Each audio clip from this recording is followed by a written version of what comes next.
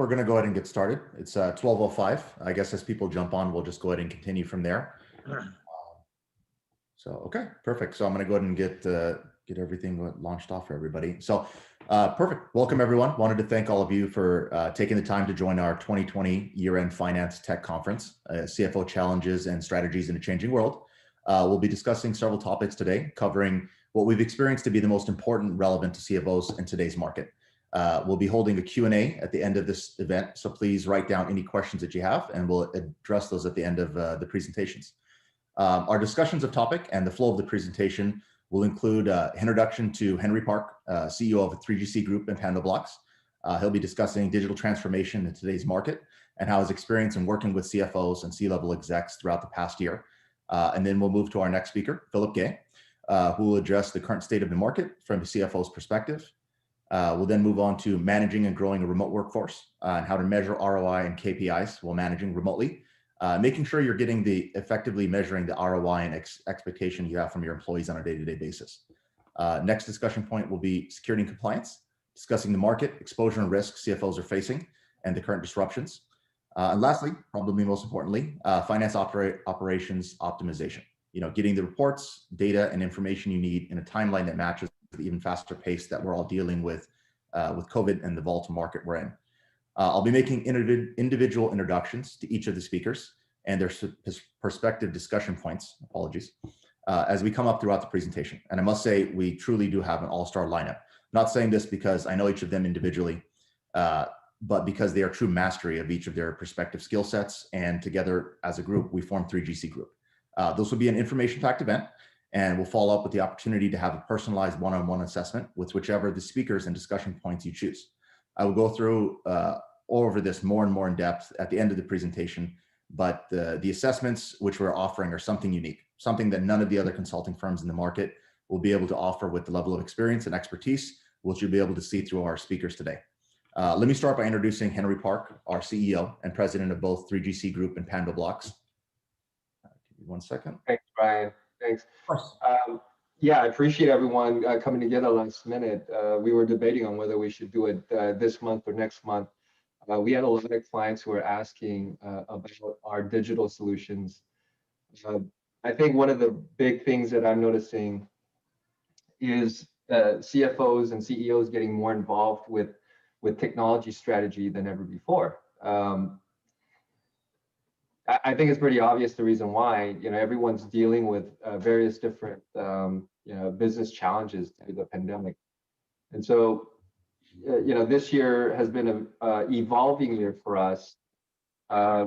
We've traditionally done a lot of infrastructure consulting and managed services, but those solutions, as they get rolled out, need to be integrated into the business a lot tighter, where the data from these tools need to be farmed and mined and integrated into the business in a faster pace than people have been used to. And so we've been just having a lot of meetings with CFOs this year and CEOs and private equity about strategies on digitalizing a lot of different workflows that clients are dealing with, where the infrastructure that we were traditionally touching before are now being integrated into. And with that, with the data comes a lot of security. And so, one of the trends that I see happening, a big mega trend, is this convergence of the CIO and the CFO. And I'm not saying that in a competitive way. I think it's more of an alignment, where we're seeing a lot of CIOs being involved in roles that CFOs traditionally have been in, and then CFOs being involved in CIO roles that traditionally have been siloed. They're really converging. And so, there's this topic that we've been talking about a lot this year, which is the topic of the digital CFO. And that one was brought to us by a CFO, where one of the CFOs that we were consulting with was basically saying, his role is getting a lot more digitized, and he didn't know what to call it because he sort of felt like he was being a CIO. But I thought that was pretty interesting, as we talked to a lot more financial influencers of our clients, everyone's sort of agreeing, yeah, we're having to be a lot more involved in data and a lot more involved in digital initiatives for the business, whether it be e-commerce, whether it be, you know, getting a lot more data out of their clients and utilizing that for marketing purposes and financial strategies or whatnot. And so, you know, that's the reason why we started this. This is going to be a big marketing focus for us going into 2021. You know, we've been reformulating all of our managed services to really align with this, you know, digital forward business model. So, you know, when Ryan talks about the assessment at the end, I see it as a pretty big value proposition, and I'm not just touting our team here. It's, you know, time and time again, what we found is that the experience that this team brings to the table is by far, I mean, we're talking 10x, 20x more value than a lot of the other consulting firms that do it from an academic standpoint or from a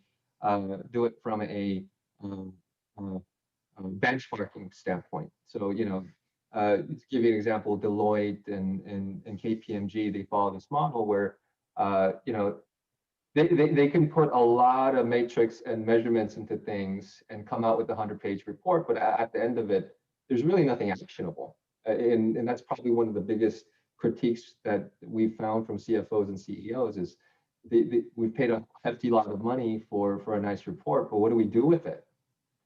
And so oftentimes we get brought in after the due diligence process and they don't know what to do with the roadmap and how to execute on it, and we'll go in and redo it.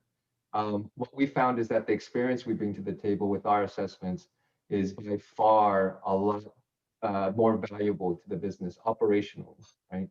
And so when we're talking about an assessment, we're not talking about an assessment where we're going to put together a 100-page questionnaire, assign it to a kid out of college, and have them, you know, work with you to fill it out, and then behind the scenes, we put together a templated report that's 100 pages long with a lot of benchmarking analysis that won't be relevant for you.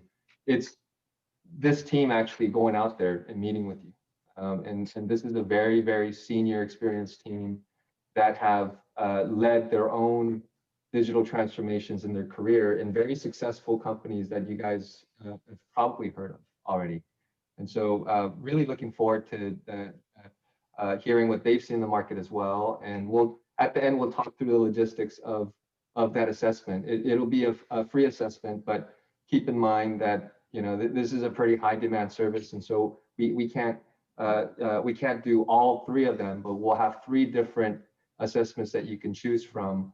And if you can pick one of those, we'll go take you through the process and actually give you a report on our suggestions and our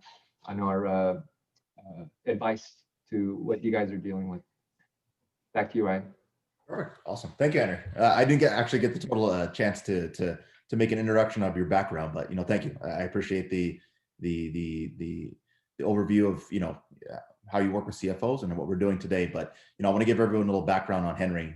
You know, he's a true entrepreneur, and he has 17 years of technology consulting experience. And, you know, his approach is more of an effectual approach instead of a typical management consulting approach. And what that means is more of a forward-thinking, resource-driven as it is. So you as CFOs look at from whatever resources we have. That's the same way that Henry handles things. Overall, he's just an outstanding human being as well. During COVID, he head up the Gorilla Mask movement, which provided PPE equipment for a lot of the frontline workers that's taken place. So just wanted to take a moment to give a shout out to Henry for, you know, all of the work he's done this year and everything that he's spearheaded in this industry with everything going on. So let's go ahead and move on to current state of the market. You know, I want to introduce a personal friend of mine, Philip Gay. He's going to go ahead and discuss from a CFO's perspective current state of the market. And Philip is a phenomenal resource, an advisor, and just a true plethora of information when it comes to anything finance as far as it goes. He has 30 years experience in the industry, mergers and acquisitions, a long list of accomplishments. So Philip, the floor is yours. Ryan, well, thank you for that introduction, and hopefully it's not downhill from here going forward for the next 10 minutes. But Henry, Ryan, and team, thank you for having me. I'm excited to talk about the current state of the business world, and boy, what a state it's in.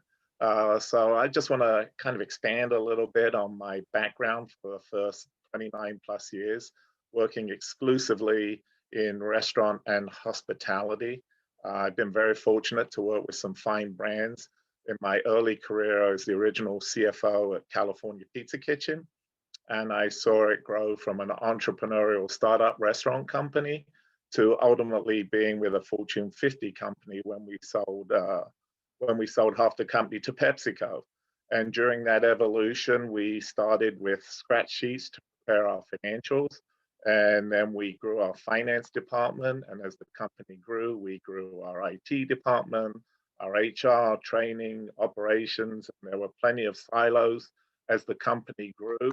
And anytime we had to make decisions, normally we went out and evaluated systems. It spent months going through it. We had our RFPs. I always remember we bought an AS400, and I'm looking at some of the faces. I think that was technology that was around before you, but it was a six-figure investment in the 80s. And it took a long time to get to that solution. And, we grew, and then we learned that there were other methodologies. We joined with PepsiCo, and instead of having those silos, we went through the world of shared services, and all these business models grew. I then got kind of my first PhD there. I got my second PhD. I ran a high growth restaurant company called Real Concepts, which was casual dining and fine dining on American cuisine, where I took it from $1 stock to $10. And then I took it back from $10 to $1 in the last recession. And the theme throughout is, once you go through these sessions, once you have to pivot, because all industries and all companies have to pivot or die in this environment, what were the learnings and how has it evolved, and how was it set up for when we came to the pandemic that is only 9 short months ago, and how's the world changed since then? And the common theme is that as finance leaders, we have to lead the change, and we have to figure out ways to get more with less. The theme throughout is, how do we get more with less? So as you segregate the restaurant industry, you can see some of the industry in terms of the quick serve with drive-throughs and everything else. Life's good to them because they don't have touch points. People just want the food, go and be done. But the rest of the industry, fast casual, casual and fine dining, has been suffering immensely. And it's kind of what's happening is the trends are against what is the basic DNA of a business. The restaurant industry is a people business. You can't replace people with technology. Or if you can, you've got to go through all these massive changes. Well, it's not true, because everything that's there, there's solutions for. And the changes to get them have just come much more quickly than anyone ever imagined. So I'm going to talk about a couple of examples and how basically all the teams have to come together, and as finance leaders, you have to drive the change. So one of my clients last year was starting with facial recognition, actually called Pop ID, and they had this wonderful technology that they've been working on. And they were struggling, but they were getting a lot of traction as they were going along. And then all of a sudden came the pandemic. Well, then they were able to tie in the facial recognition to temperature checking. So now you couldn't get into a building or a restaurant without your temperature being checked. And now they've gone further. They've worked with Speed and CDC, and now they will be able to tell in the future if you've had a vaccine or not. And we're all lining up for our vaccine, but it's hard to know whether you had it or not. But it will allow people to be safe with the changes. And where traditionally, if I go back to my days at California Pizza Kitchen, this wouldn't have fallen in any technology. It wouldn't have been the IT department. It would have been the ops department who would have led that change to embrace it. The interesting thing too is that you go back over history, some of these proposals would have been large investments in dollars, whereas now it's really, hey, there's really a no risk look to try it. And here's a new way of looking and changing the paradigm to be able to get more with less. taking that evolution and looking throughout a restaurant, you can't take short order cooks out of the kitchen. You need someone to cook a burger. Well, that's not true. Another one of the clients, they've combined operations, finance, and technology, and they've come up with Flippy. And Flippy is an automatic burger flipper that flips burgers and doesn't want workers' comp, doesn't want vacation, doesn't get COVID, and is a technology solution that allows you to really be more efficient in your restaurant. Cash handling in restaurants, well, the airlines solved that by saying, hey, you must have a credit card, no cash. In the restaurants, if you're a casual dining, fine dining restaurant, you have servers. And one thing servers love is they love to walk with their cash tips at the end of the day. Well, under COVID, here we have pandemics and everything is about a no-touch situation. Don't touch this, don't touch that.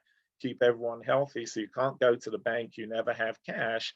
And now there's technology solutions, and I just call them the Venmo of tipping, where and whether it's Kickfin or TipServe or any one of those solutions that are out there, that you're able to go in, lead the change as a finance person, and get the changes in place. Operations love you, they've got more time, and you're able to still operate and get the same information with less people.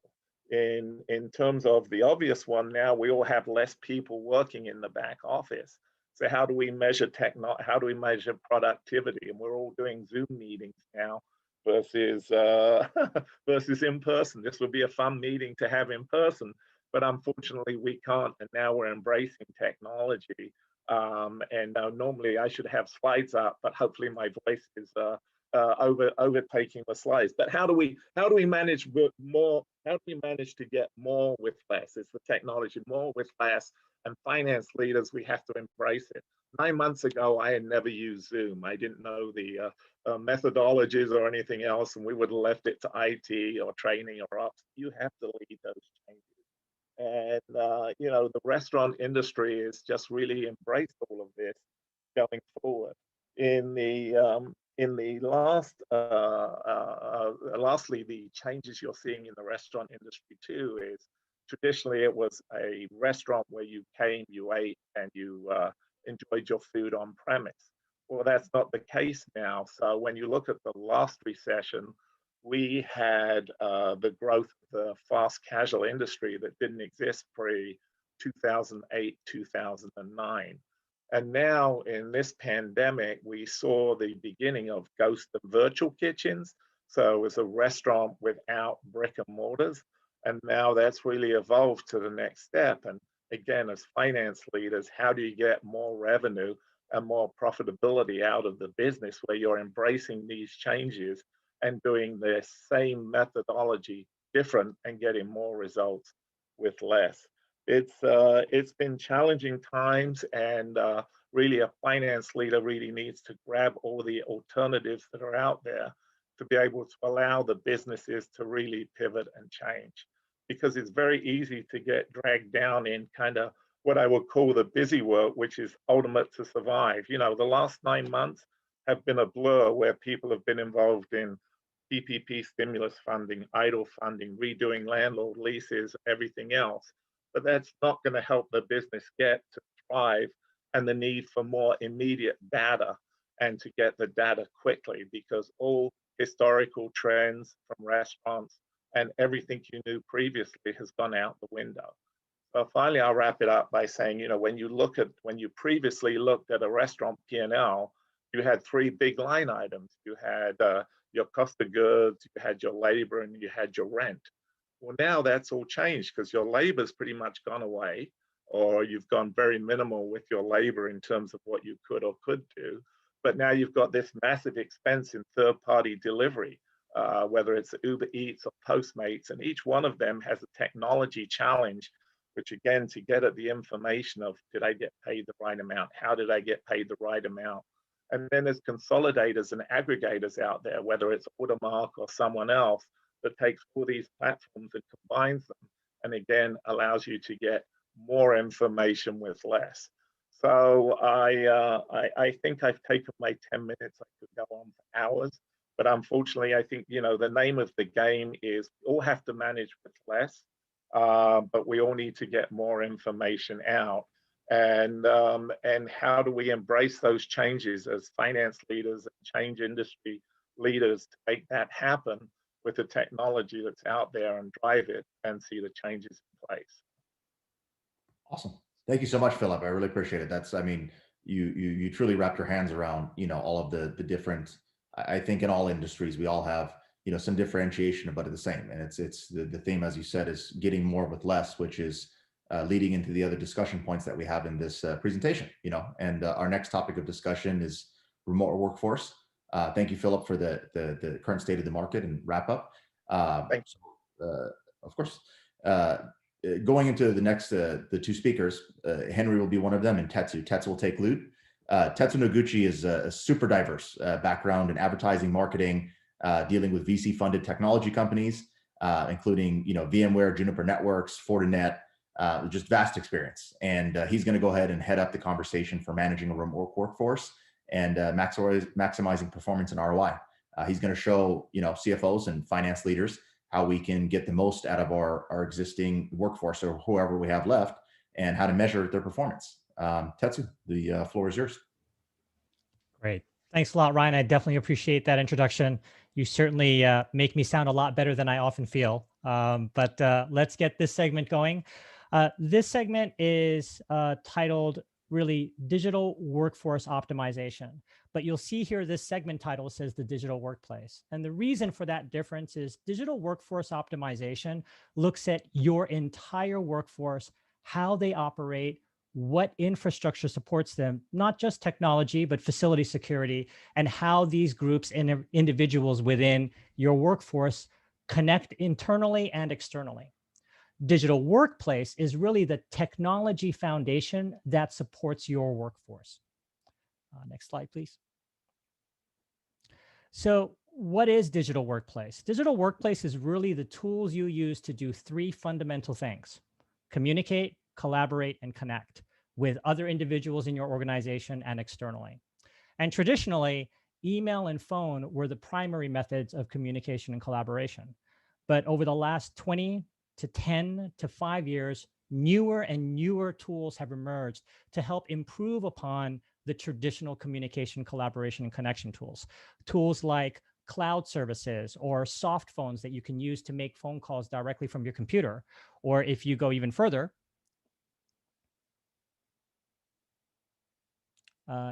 tools that help improve project management, tools that help improve product development cycles and how that translates. Better document management, so your employees, your workforce can actually see and find information much more quickly and efficiently. And then, of course, because of 2020, the big gorilla in the room, which is video conferencing. And here we have examples of Zoom, and of course, there's also Microsoft Teams and others as well. Next slide, please. So when we talk about digital workplace optimization, a fundamental component of your overall digital workforce operations, there are a lot of reasons that changes have been coming and why you need to rethink your strategy, even long before COVID-19 came into play in March of this year. Great example, new generations of people coming into the workforce have dramatically changed what tools you need to provide.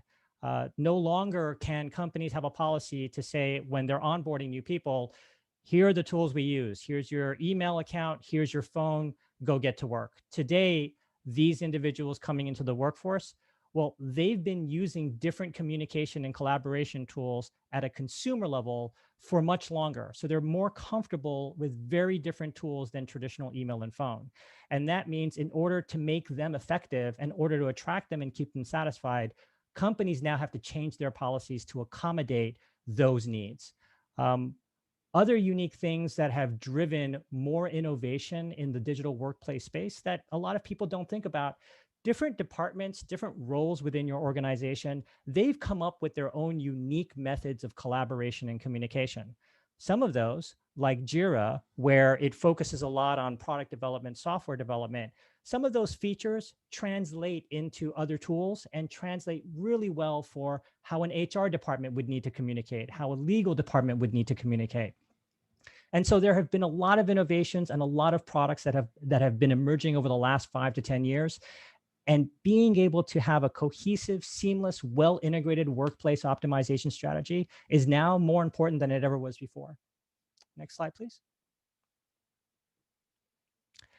Getting back to take another quick look at COVID and its impact, a lot of us have already seen and experienced since March the emergency lockdown, the work from home policies that governments have mandated, and it forced many companies to rethink how they do their technology. Now you have all of these telecommuters, you need to make sure their internet connections are up. They have all the tools that they need in order to be productive and effective in their roles. But now, as we move into 2021, there's going to be a new issue that emerges. You can't simply go from this COVID world and forced mandated work from home back to bringing everybody back to the office, because there are new concerns and anxieties in society today that didn't exist as much pre-COVID-19. That means ultimately you're going to have a hybrid strategy environment. You're going to have an environment that deals with telecommuters, that deals with people on site, but also within the same department, since you're going to have that variation. All of those tools need to work seamlessly together, department by department, and then, of course, outside of the organization as well. Next slide, please. So earlier, I talked about the different drivers that are really driving the digital workplace and why you need to come up with a new strategy and optimization. So some of the things that I mentioned are the new generation of people coming into the workforce and the tools that they are comfortable using. But from a productivity and an effectiveness perspective, there's also a lot of real value there. If you do your digital workplace strategy well, then you will have much greater adoption by all of your departments, from an individual level to a departmental level to an organizational level. There are real valuable returns on investment by investing carefully into the digital workplace. And finally, something that a lot of companies may not be talking about too much is technology service providers, technology consultants like PandoBlocks, like 3GC Group, traditionally are looked at as consultants, implementers, supporters, developers for IT technologies, information technologies like your network, your servers. But a lot of what we as organization technology service providers can offer today extends beyond that, looking at physical facility security, looking at healthcare applications and smart applications to support your employees as they start coming back to the office. Next slide, please.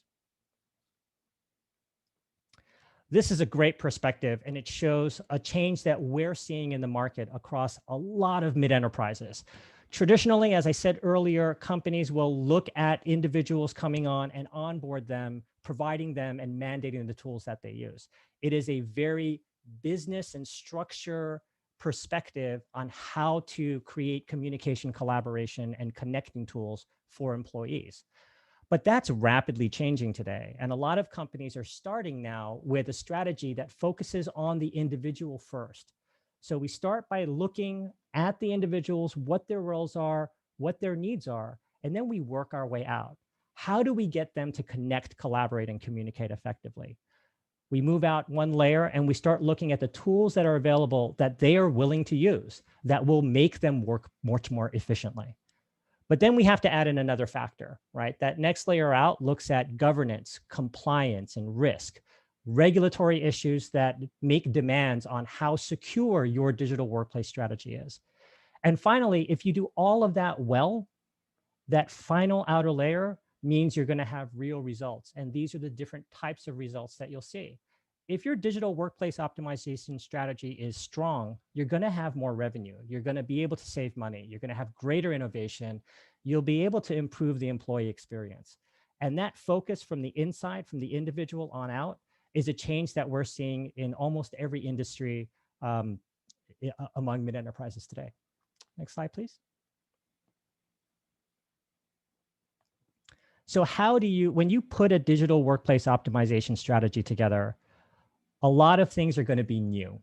And there is a certain amount of education involved in making the decisions, but there's also a certain amount of guesswork involved. And that means you really need to measure the success of your solutions and make modifications and adjustments over time. And there's a lot of ways to do measurements.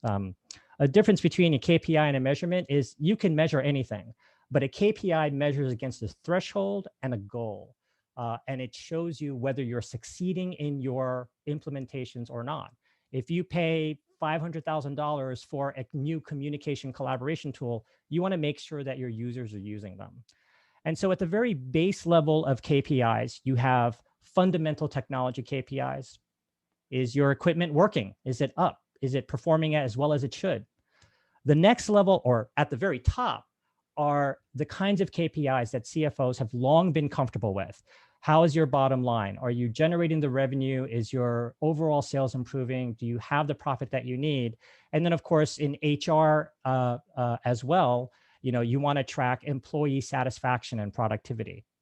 But the two in the middle there, that second and third layer, that's really the type of KPIs that companies need to start looking at and focusing now more than ever if they want to have a successful digital workplace optimization. That first one, that number 2, is adoption KPIs. This is really measuring over time. So if you purchase Zoom and you implement it, you purchase Microsoft Teams, you want to check to make sure that employees are actually using the platform.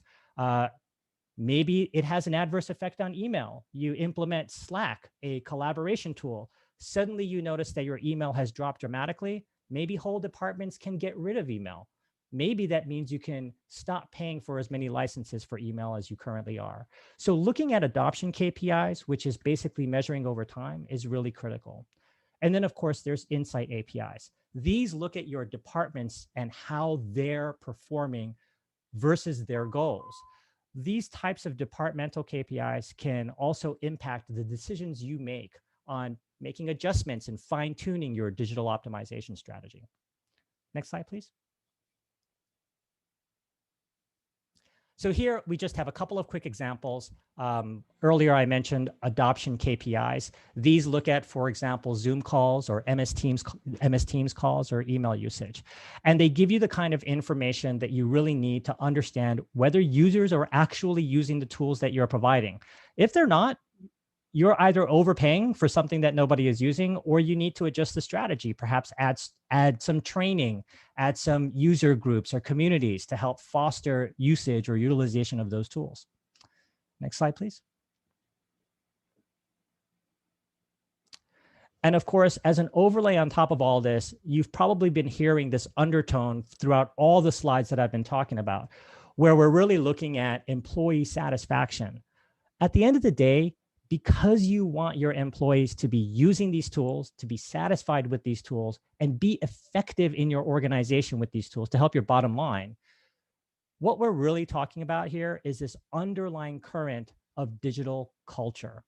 And you're looking at how do you make sure your employees are doing the things that they're supposed to be doing without looking like Big Brother, and really focusing on looking like an organization that cares about their employees and their employees' ability to function within your organization.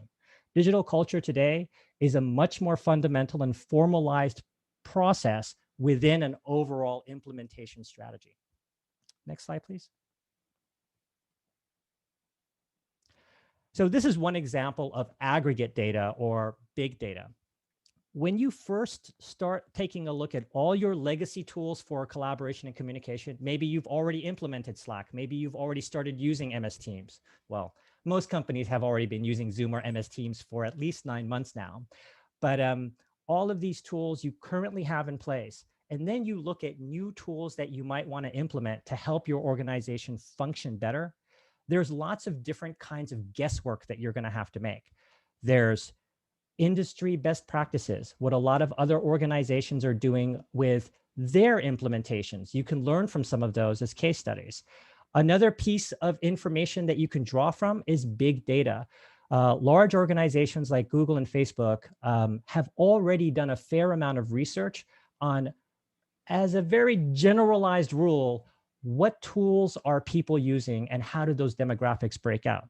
That can also help guide you a little bit in your initial strategy. This is just one example of many. I like this slide a lot because it sort of shows how big data can break things down en masse to help guide you in your organization. In particular, I really like Outlook email. This shows that baby boomers and Generation Xers, we grew up, and I say we, I'm Gen X, I'm not baby boomer in case anybody's wondering. We grew up in a world with email as a forced technology on us, and of course, cell phone usage. So email is something we're very comfortable with. We use very, very easily and quickly, and we are familiar with all the ins and outs, the pros and cons of email. But you'll notice that younger generations, millennials, and even more dramatically with Generation Z, these demographics don't have a lot of experience with email. As they were growing up, they were using very different tools to communicate, connect, and collaborate with their peers, with their friends, academically and socially. And so as they enter the workforce, and if your organization has a very large community segment that is millennials and Generation Z, it can help guide the kind of digital optimization strategy you really want to move forward with, and what tools you want to implement and pay for to make sure that your organization is working effectively. Next slide, please. So all of this leads into a very iterative process. And of course, CQI models you have seen in a variety of different types of projects where you're constantly reevaluating and making adjustments. The same holds true for a digital workplace. When you first decide to put a true digital workplace strategy in place, you're talking about a series of tools that need to work seamlessly together. They need to be integrated. And that means you're going to make some guesses initially when you do that implementation. But then comes the next part, which is the critical component. Once you implement that strategy, you then have to measure and track usage over time. Is adoption of those tools increasing? Are the number of minutes those tools being used increasing? Are departments being more productive? Is your sales organization closing more deals? Are they increasing their funnel? Are they able to get more first meetings? All of these types of measurements are impacted by your digital workplace optimization strategy. And that will then in turn guide you to fine tune your strategy. In some cases, you can get rid of licenses. You might save money. In some cases, you just need to make some configuration changes to your technology. In some cases, it has nothing to do with technology at all. And what you really need to do is some more training. So all of that guidance with the fine tuning strategy will then lead you to a new strategy. And that is that iterative process. Like the famous arrow that always goes half the distance to the target, you get closer and closer to, I guess what I'll term is that utopian digital workplace strategy. And the goal is to get as close as you can. The expectation should not be that you'll achieve that utopia on day one. Next slide. And this is just a final slide that I wanted to give as an example. Earlier, I mentioned that technology consultancies, technology implementers like 3GC, PandoBlocks, and many others, they are no longer providing just fundamental technology services, peripheral technology services, application support. Today, these technology companies like us are providing services and technologies directly related to the emergencies that we've had to deal with in 2020, like suddenly having to work from home, but also now providing services around how to bring employees back to the office safely so that employees feel safe, feel comfortable coming back to the office. And these technologies include things like temperature checks as you're going into the door that are automated, improved automatic door systems with touchless, contactless RFID, healthcare apps that give users information on any nearby outbreaks that may have occurred. You work in a big building or a campus, you find out that another department in your organization tested positive for COVID-19. Do you go home? Do you stay at the office? A lot of that depends on your proximity and your potential for interacting with that other department. And so tools today can help you make those decisions by giving you real-time information. And so there's a lot more that companies like us provide that aren't really traditionally looked at as technology service providers. And that's it. Thank you very much. That's digital workplace optimization strategies. Perfect. Thank you, Tetsu. Really appreciate it. It's very insightful, strategies and the framework of, what we're all going to need, to get us back to on pace and ready for 2021. So perfect. We're going to be moving on to security and compliance. Nicole Gosens and John Gordon will be presenting. Quick overview of Nicole. She has experience in dealing with very, very complex security issues. She's done this for Disney, IndyMac, various other companies. Security and compliance is, for her, it's dealing with the most complex environments, but applying it in an extremely practical and applicable way for day-to-day operations. She has experience in protecting intellectual property and just spot on when it comes to anything with cybersecurity. John also will be leading up on the conversation, and he has a multitude of experience, from heading up projects at Monsanto, Anheuser-Busch, and other Fortune 100 companies. He has a multitude of experience and just different areas, overlapping, but just enterprise architecture down to the technology launch, and iterations that it takes to build up from there. Both of them are fantastic. Nicole, the floor is yours. Great, thank you. Thank you for the intro. Of course. Okay, we can go to the first slide. Thank you. The first slide, please. Next one. Great. So as Ryan alluded to, I love security and I love talking to CFOs. One typical thing that CFOs have said to me in the past is like, oh, information security, it's kind of like buying car insurance. You pay for the protection and a one-off chance something might happen. But if you really apply this analogy to security, it's more like buying car insurance for a blindfolded driver going the wrong way on the freeway, trying to navigate a bunch of drunk drivers. So if you kind of look at it in that scenario and you consider how the odds are stacked against you with security, and it's not a might happen, but will happen. Is it really like buying car insurance?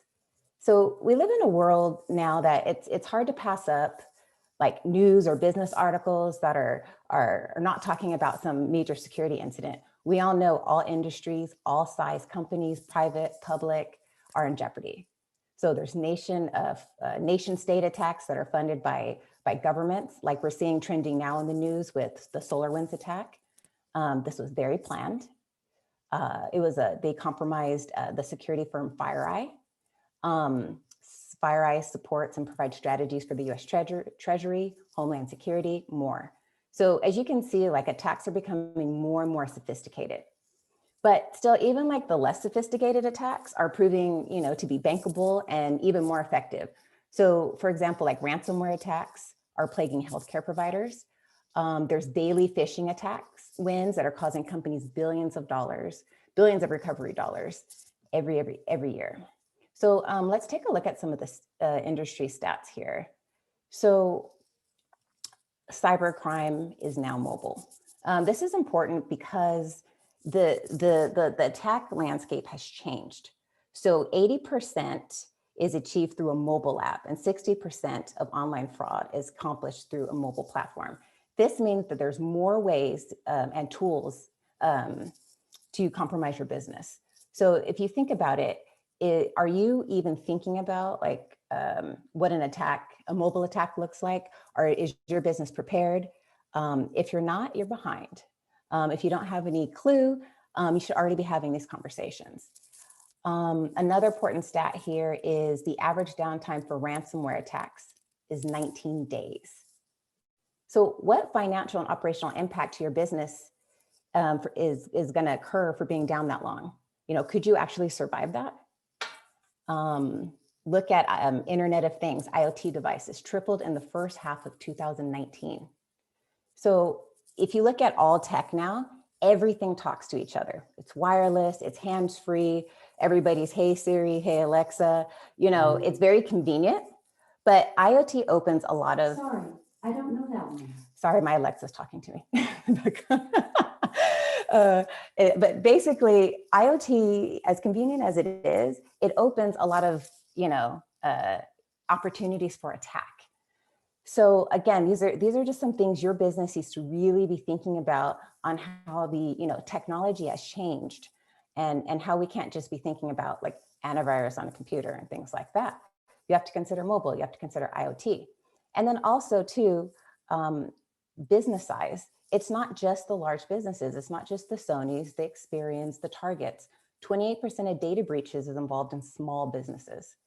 So, you know, nobody's left unscathed in this. 80% of breaches were financially motivated. So that shouldn't be a surprise to anybody, but cybercrime, 1.5 trillion a year, trillion.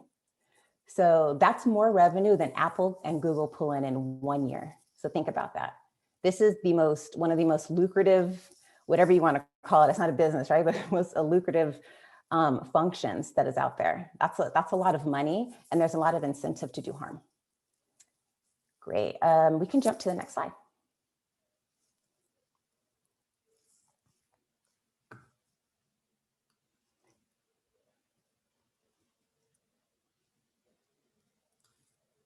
So what does a data breach cost you? So 2020 has been an impactful year for many reasons. You know, cyber criminals did not disappoint this year, along with everything else that we've had to deal with. So as I mentioned before, we are talking about a $1.5 trillion industry. That's what you're up against. In the US, the average cost of a data breach ranged somewhere between just under $4 million to $8 million. That, of course, depends on the company size, the type of impact. Can be much more than that, can be slightly less than that. But that's a lot of money. And to kind of put it in perspective, you know, a typical data breach costs $140 per record. So try to imagine like, and how you would scale that out in your business. So if you take, I'm going to say a small amount of data, which would be about 20,000 records, and you multiply that out, that's $2.8 million. So think about in your business and sheer amounts of data that is stored about that, you know, can cause some type of harm. Think about how that would scale for you if a small amount is 2.8 million. If your company are in scope for any type of regulatory mandates like GDPR or CCPA, GDPR for data privacy, they fine you up to 20 million or 4% of your company's annual revenue. So they're making money hand over fist, issuing out hefty fines right now. They started off with the bigger companies, but they're now assigning penalties to individual complaints. That means one person makes a complaint, and if they find that investigation to be true, they're handing out huge fines. CCPA, if you do business in California, they have an enforcement fine of $2,500 to $7,500 per violation. If it involves a minor, it's on the higher end of that. So, you know, these are things that are, you know, you have to be thinking about. You know, I can throw statistics at you all day, but they really should be kind of front of mind on how serious this is. And the easiest path to compromise is a phishing scam. So what's the stat here? $17,700 or less every minute with the phishing scam. And it's the easiest. And I'll kind of give you an example on why it's easy. So we do spend a lot of money on protecting the network. We put antivirus on computers. We do all of these things, right? We give people badges, and you have 2 factors to log in. But guess what? A trusted employee already has the keys to the kingdom. They already have their rights to do their job. They're already in there. So guess what? There's no barrier to entry to send an email. So when an email is sent to them, it bypasses all security, and the defense is purely up to the employee at that point. And when they make a mistake, they're in. They bypassed all of the security that's been put in. That is why that is so lucrative. So I think that one is probably one of the scarier ones on here. So basically, there's so much at risk: your company reputation, litigation, loss of future business, fines, penalties. All of these things are at stake.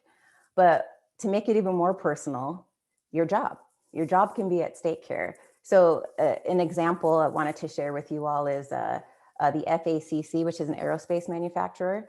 They had a huge breach a few years back. So both their CEO and CFO were fired after the breach. Basically, just give you background on the attack, the CEO, it was basically a CEO board impersonation attack. So basically somebody impersonated somebody at a higher rank, and they talked to the finance team into transferring out $55 million. So they were able to recover only 10 million of that. Ouch, right? So, think about it. Have you considered how your job would be impacted in a major security incident? Okay, next slide, please. So this graph kind of represents just by industry, kind of putting dollars to breaches or security incidents. So again, you really see there's no industry that's untouched or goes unnoticed by cyber criminals. They hit everything. So I'll let these numbers kind of soak in for a minute. Unfortunately, here you can see healthcare and financial industries get hit the hardest. That doesn't mean they're attacked more, but they have more financial risk going in. So pretty scary stuff. Okay, we can move on. Thank you. Next slide. So what this comes down to is really, why should you care, right? You're a CFO. This may or may not be at the front of your mind. But what I want you to kind of understand is, where does your responsibility lie? Like, what should you care about? And I can kind of tell you where, like high functioning CFOs that are really engaged into the security program, like what they're doing. So, companies are modeled different ways. But either, a CFO typically, or a chief information officer, or a chief technology officer is usually responsible for the company's cybersecurity program. This is not new. This has kind of been done since security programs were a thing. But what's changed from a CFO's perspective is that the security program is no longer the kind of this organization that operates autonomously without like your regular involvement. The security organization now is essentially a risk management function. So, which is why it's so closely aligned to what CFOs have operated it in every aspect of their job, right? I mean, CFO is essentially a risk function, so in fact, we are also seeing trends that security programs and leaders are now reporting to chief revenue officers. So like, what is that really telling us? That's telling us that there's even a greater shift to risk, company revenue, finances, into how security is being handled in the company. So there is definitely a direct connection between financial risk and security risk. So CFOs today are expected to understand security and technology investments. They need to understand how resilient their organization is against attacks. When there are major events, a lot of times CFOs are the ones sitting at the table giving this information to investors or to board members. CFOs are officers of the company, so they also influence the security culture of the company. So if you yourself don't have are promoting a strong security culture, that's going to reflect down. If you are kind of embracing a strong security culture, that's going to reflect down. So all of that, the CFO involvement is extremely, extremely important. Let's see. Also CFOs, typically are champions of like the security policy. So any like security policies that are created, that are issued internally and externally, it's very common for CEOs to sign off on those, to champion those. CFOs are often expected to assess cybersecurity risks, right? Align with the cybersecurity strategy with the business, and get the buy-in from the board if that's necessary, with cybersecurity investments. So you can see CFOs today are very active in the security program, or they should be, right? But understand this, the most common impediment to developing an enterprise-wide cybersecurity strategy is the lack of understanding of cybersecurity risk and the potential impacts of a breach. That is the fundamental thing that you should take away here, is that's the gap. That's what you need to understand. And that's the connection you should make. Great, we can move on to the next slide. So I really want to kind of leave you with, understanding how your role can optimize your company's cybersecurity strategy. Arm you with some things here. So first of all, you should absolutely know where you are vulnerable, where your company is vulnerable. This is a combination of knowing like what you care about protecting, like what's valuable to your company, and also where your weaknesses are. So all businesses have different risk tolerances as well.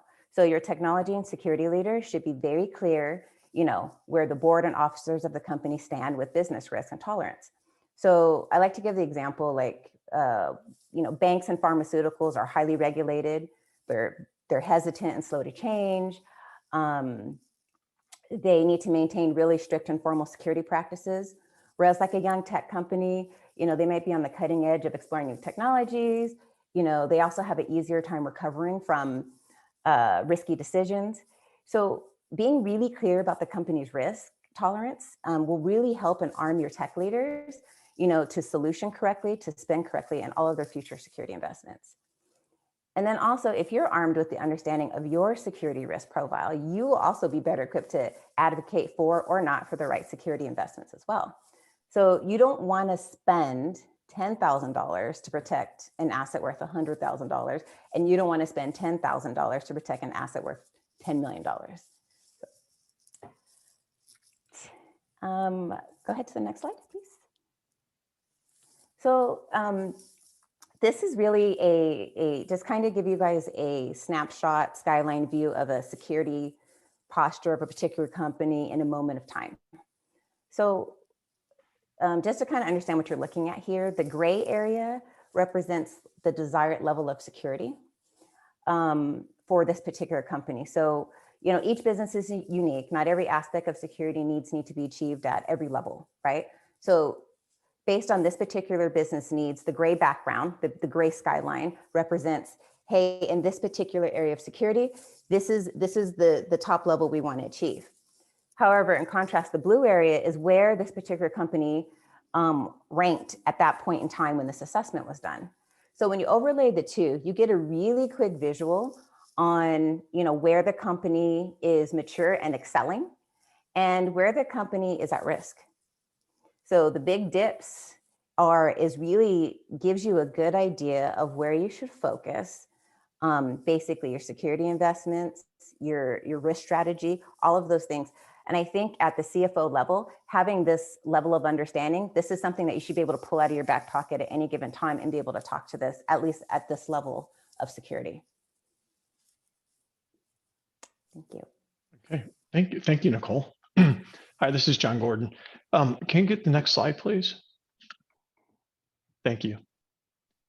So Nicole just showed you a snapshot of a security landscape. So how do you get there? How do you get that snapshot? It's with an assessment. And I'm here to talk about this one slide, which is what does a security assessment look like?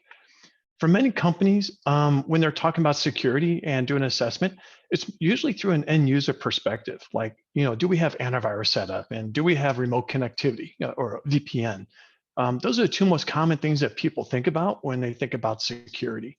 However, as you noticed on Nicole's slide, a thorough assessment covers everything as part of that security process, from identifying the business needs to protecting the environment, detecting when somebody's in there, having a security response team available, and then doing actual recovery and continual improvement in the environment. And with an assessment, it varies by company too. You notice that on that chart that it wasn't all fours across the top of that chart. The reason why it dips down on that horizon that she talked about is your company needs are different than my company needs or your neighbor's company needs. And therefore, a security assessment should be tailored to what your needs are and what your risk tolerance is going to be within your environment. That each of those values are going to be different for you, and they're going to be different for me. And therefore, when you're looking at an assessment, it's something that when you're going through that, it's something that's a very thorough process.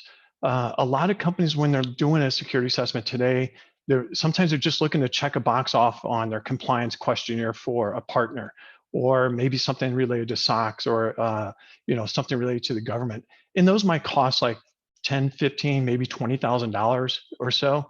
But a thorough investment takes, as you saw before, it covers everything across the whole board with the company from a security perspective. And that's where you're looking at, costing minimally about $40,000 or $50,000, or depending upon your compliance needs or the size of your company, an assessment could cost you a lot more than that. And what I say, I shouldn't actually be using the word cost. I should probably be using the word investment. That a security assessment is an investment into your company. It's an investment into your future to protect the assets that you have around you, just like you do with doing regular security or doing regular audits of your own company. So to sum it all up here, because I know I'm running out of time, run over time here, doing a security assessment is really more of an investment in your company and the next steps in your future. So thank you very much. Ryan, back to you. Excellent. Thank you so much, John. Thank you, Nicole. I really appreciate it. And it's to everyone on the call. Again, we're here not to scare you or do anything, but to bring light and to let you know that, we're here to simplify and mitigate a lot of this liability, because we do have an understanding of this. This is something we do on a day-to-day basis. So thank you, Nicole. Thank you, John. Really appreciate it. So moving on to our next topic, we're moving on to finance operations and optimization. This is going to be led by David Lopez and Bob Van Dusen. I have the pleasure of introducing both of them.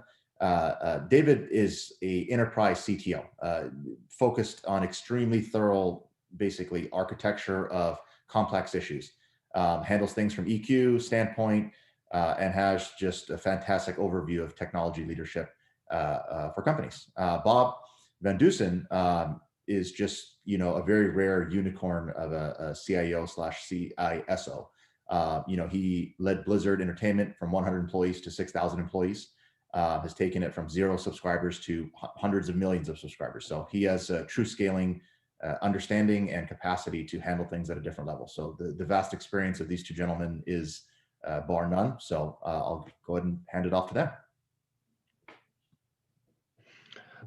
Thanks, Ryan. I appreciate it. So, we titled this section Financial Operations Optimization, but if we go to the next slide, we can go through and we can really talk about kind of I think it's a much bigger topic at this point, simply because there is just no financial operations optimization. It's really, we're really looking at this as from the entire organization. And right now, most of the CFOs, I'm sure everybody on here has been through what we'd call a traditional ERP, or go through a implementation of a traditional platform. That would be your SAPs, your Oracles, your Infors, Dynamics, choose your flavor, a Navision or whatever Microsoft has bought. And these vertical ERPs, they had a place and a purpose. They were really kind of groundbreaking back in the day. When Philip was talking about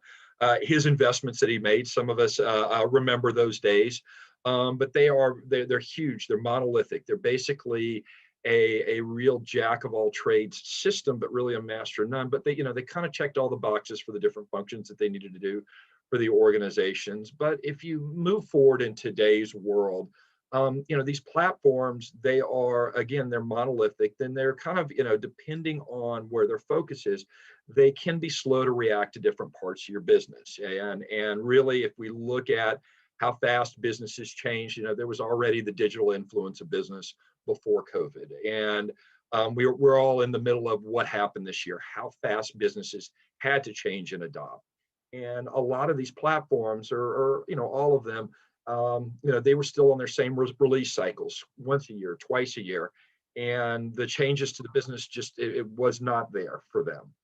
It's then they also, again, they have to have all the features. They have to do all the check boxes, and that introduces a lot of complexity. When Oracle is going to compete against NetSuite and Dynamics, it's a lot of those RSPs are just check boxes, and it introduces complexity. And it's really hard to say, do those features actually matter? Firms have had to, as we've gone through, now that we're really driving measurements down to the customer level. How is your ERP and your infrastructure system really going down and driving those decisions down to your customer level? And it's really hard to draw those links. There's a lot of ways that companies have done it. They've done, implemented very expensive reporting systems on top of that, but it's been, pretty inefficient and pretty ineffective. And I think that there's a lot of companies right now that they're, that they're really looking at those investments and needing to draw those straight lines and having some problems getting there. The lack of it is also, from the traditional ERP systems, even though they're trying to, by tying the different components together, getting real-time insights has been tricky. It's rolled up monthly reporting, weekly reporting. That's kind of the worlds that they came from. But now business moves at real time or even advanced time, and they need to be able to look ahead. And being able to tie in these type of metrics, real-time metrics, have been problematic. And the part of that issue kind of ties into our last point on this slide, that ERPs are built on, that they came up from basically your basic accounting systems, tied in a little bit of the manufacturing specialties, a little bit of the operating specialties. And as we've moved into the digital world, the digital marketing world, everything web and mobile first, these systems have been very slow to react on those new realities as being the monoliths that they are. So, where do we go from here? So next slide.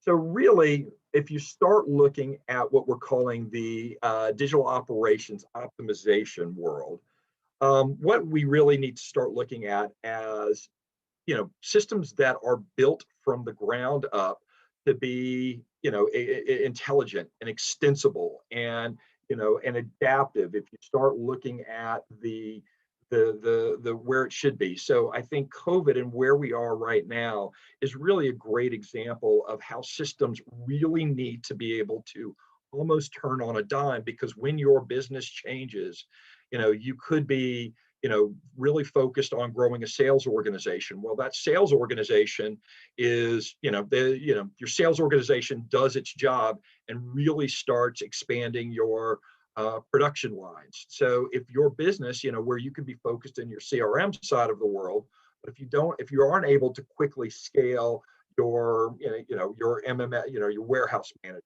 your production pipeline systems, then it doesn't do any good, because you have a sales organization that's knocking it out of the park, but you can't get into and scale and be adapted towards the other things to allow, the success that scale, that the sales organization to be able to turn into real revenue. Scalable is also a fact. So scalable has been referred to, as when we start talking in the digital world, to go from 1 to 1 million transactions. Well, in the COVID world, that also means to be able to scale the systems down. You don't want to pay for any services that you're not using. A lot of the traditional ERP models are based on the number of users or transactions. And when you get into those contracts, once you get into a minimum with Oracle, getting out of that minimum is almost impossible. But that's kind of the old way of thinking, and being able to get into new models and new contracts and new systems where you can easily scale up and down is more critical now than ever. Accessibility is also, it's again, going to Philip's point, some of us did start on the green screens, and you had a terminal that could sit on a desk, and that's where you had to go do the work on it. That's not today. It is, accessibility means that, especially CFOs, that if you aren't getting the data where you are on the devices that you have, and being able to get that data to every person, depending on where they are, that they can be actionable and accessible regardless of the situation, regardless of where they are. It just doesn't work in this day and age. Whether it's just forced by remote computing, getting your key people in front of the customers, in front of the problems wherever they are globally, is now more important than ever. We are going to be back in the office. We are going to be traveling again. We are going to be spreading out our organization. So having those systems accessible and not on terminals, and not just on a web browser that it has to be accessed in an office, those days are over. If your ERP systems or your core systems can't do that, they're not doing your business service. And then lastly, AI about 3 years ago was a myth. It was kind of a unicorn. There were some companies that were saying that they were doing it. And kind of, there was, even on that side of it, there was a lot of skepticism. That's not the case. Really, over the last couple of years, every business right now has an opportunity to use AI. The smallest business, $10 million, up to small, medium, and even the largest businesses really need to start baking in an AI strategy, because these technologies are really available up and down the stack. You know, even QuickBooks is, you know, starting to use AI, and we've got some examples of that to be able to go through. So any business, even the little mom and pop coffee shops, can start using this. Next slide, please. So I really want to kind of give you, let's go ahead and start this kind of the nightmare scenario of when CFOs start talking to CIOs and they start getting engaged with technology. You start seeing these are the TLAs, the three-letter abbreviations that make a joke of the IT world. And they are, you know, it gives IT, your CIOs, your CTOs kind of a bad name, but they're incredibly important. So these are, when you start breaking it down, these are all the building blocks. These are the individual systems that run your organizations. They all have their own individual purpose. They all provide their own individual function. They all add to your business. They all drive revenue. They all drive productivity, and you know, they all fit together in their own unique way. And so, you know, up to a few years ago, that the CIOs and the CTOs used to, I think is a nice word, obfuscate to the rest of the business. Use these TLAs, be able to talk in these terms, and then everybody would kind of gloss over. And you know, they kind of use this as a barrier to entry. But you know, we have gone through and kind of approached this, working especially with non-technical people in a little bit of a different way. And if we go to the next slide. So one of the things that we go through when we start working with the non-CI, you know, your CEOs and your CFOs, we start talking about technology, not from vendors, not from the TLAs, from all of the different data points, but really where we want to start is really understanding where your value stream is either inefficient for some of your key business capabilities, or it can use improvement, or we can even go through, if we're in the right business, that we'll have some of these that are green. As CFOs, these should be familiar. This is your lingua franca, if you will. This is how you talk about your business. It is your major processes and then the business capabilities below each one of them. These are either working well for your businesses. These are areas of improvement. These are direct events or functions that lead to bottom line, that lead to productivity improvements. And when we start talking about these with your non-tech groups, what this does is we are having a much bigger conversation about your business improvements. And then, you know, if you go through and you say, guys, you know, I'm having some really issues with cash to order. This is not, my cash to order on my bottom line is not where it needs to be in our organization. The next conversation is that we start looking and we start going back to those individual building blocks, if you will, and we say, you know, we can go through and saying, rather than throwing the baby out with the bathwater, can we take and implement one of these building blocks? Supply chain management system, part of a supply chain management system, a warehouse system, maybe part of the CRM, to improve these individual functions. You know, the ERP system comes in, and when you do an ERP, they want to boil the ocean. They say, we're going to affect all of these directly. You give us a 7-8 figure budget, a 24, 36 month implementation period. All of these will be green. Yes, they would all be green, but your business and your customers and the world has advanced 36 months from when you originally did your RFP. So, you know, there's a definite gap there. And what our strategy is, let's go through and look at what is important on this list. What do you want to tackle? Where you have your deficiencies? Where are you really need to focus on your business today? Where you want to focus on your business tomorrow? And as we start implementing each one of these the individual building blocks, we come back. Did we meet your expectations? Are you seeing a result in the bottom line? Good. Now, where do you want to go and make your investment? And so we really look at doing this, being able to start with this value stream is we're doing technology improvements. We're looking at it more like surgery with a scalpel rather than the large monolithic ERP systems, which is surgery with a chainsaw. Next slide, please. So, we also want to talk about the impact of the cloud. So, this is kind of something that's been talked a lot about. For the CFO side of it, the biggest point that we want to make here is, it is the impact of the cloud from a CFO's perspective really comes down to a lot of things that your businesses, there are really only 3 businesses that really can achieve a significant business differentiator running hardware inside their organizations. And those 3 businesses are Microsoft, Google, and Amazon through their AWS cloud platforms. Those days of being able to optimize hardware, software, networks, BSP advantage is over. And really, you need to be focusing on, your entire organization needs to be focusing on applications. It needs to be focusing on data.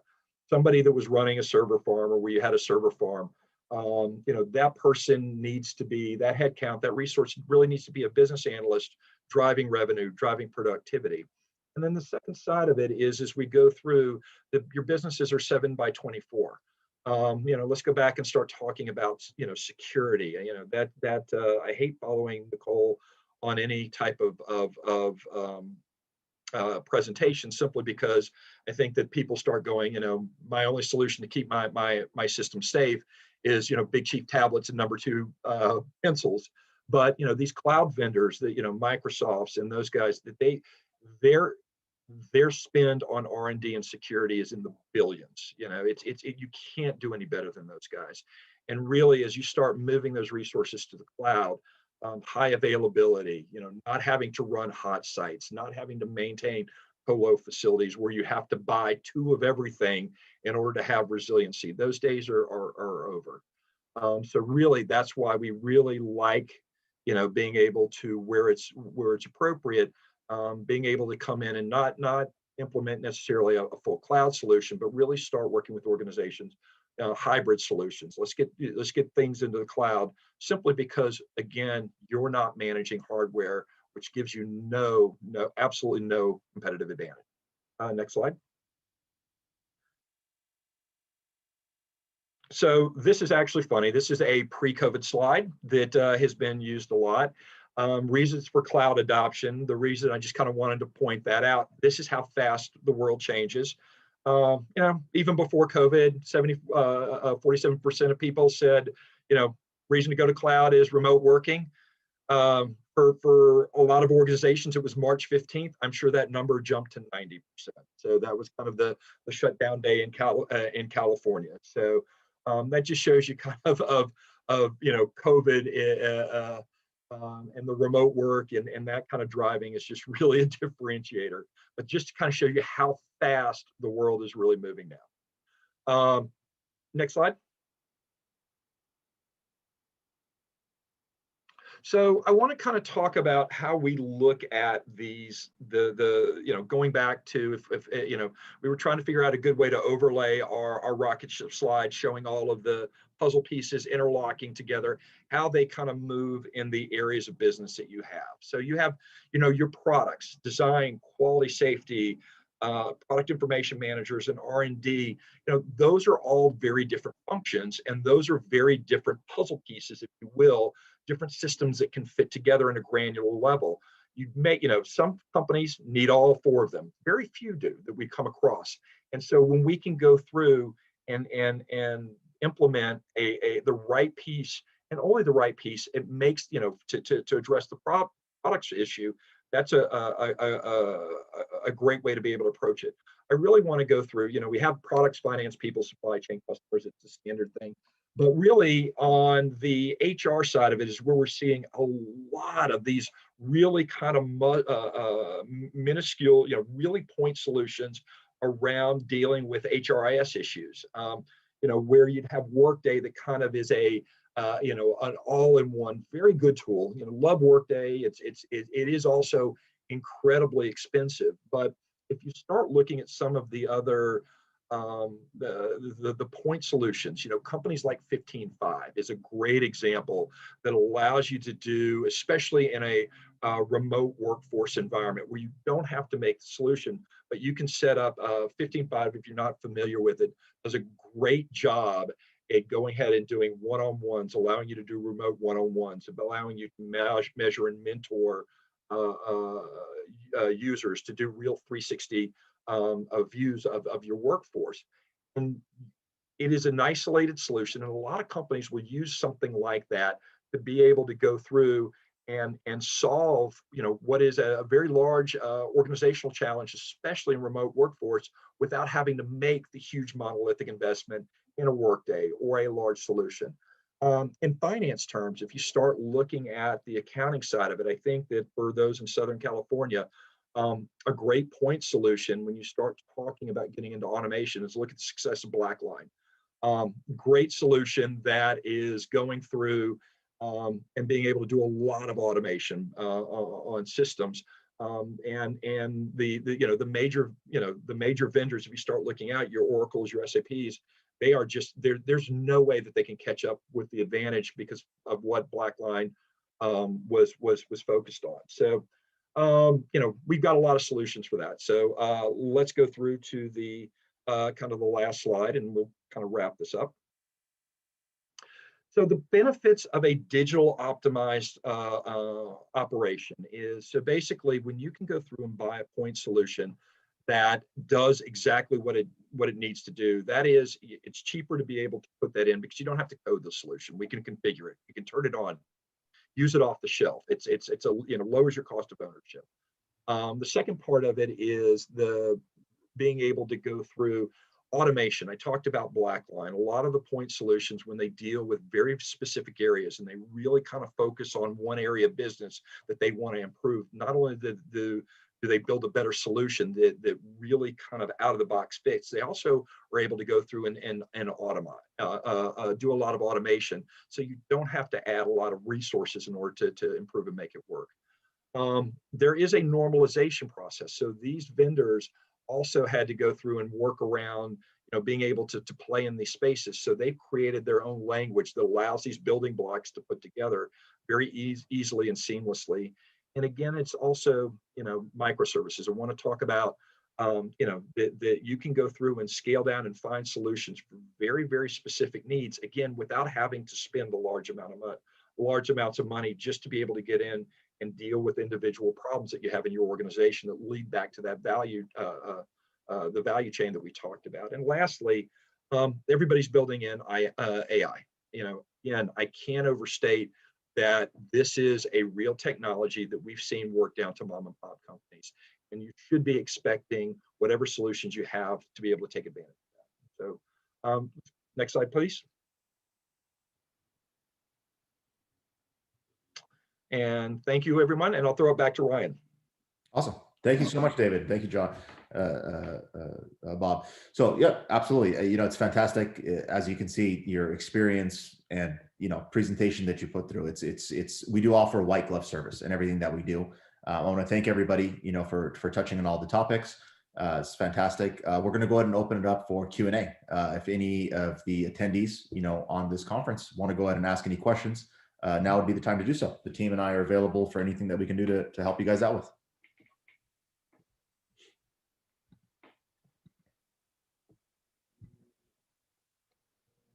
Brett, Amanda, Steve, anybody has any questions?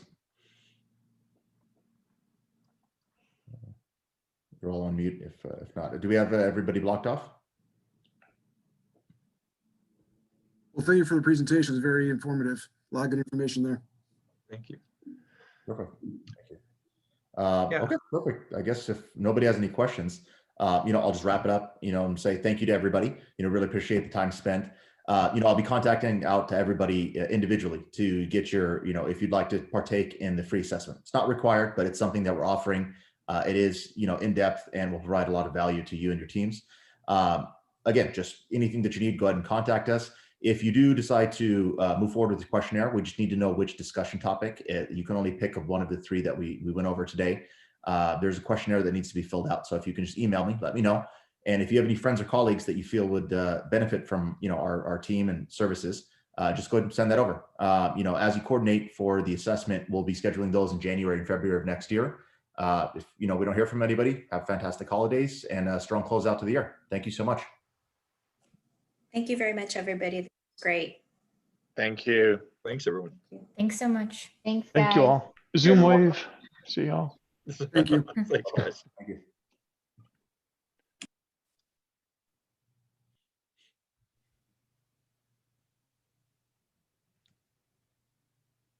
How do you guys think it went? Are we recording? We should probably stop the recording.